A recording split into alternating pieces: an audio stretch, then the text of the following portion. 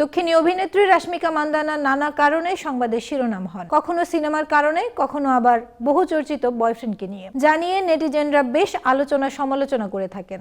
এক সাক্ষাৎকারে এবার প্রেমের সময় নিয়ে কথা বলেছেন তিনি জানিয়েছেন তার জীবনেও একজন সঙ্গী রয়েছে। রাশমিকা বলেন, নিজের বাড়ি আমার জীবনে সবচেয়ে আনন্দের জায়গা।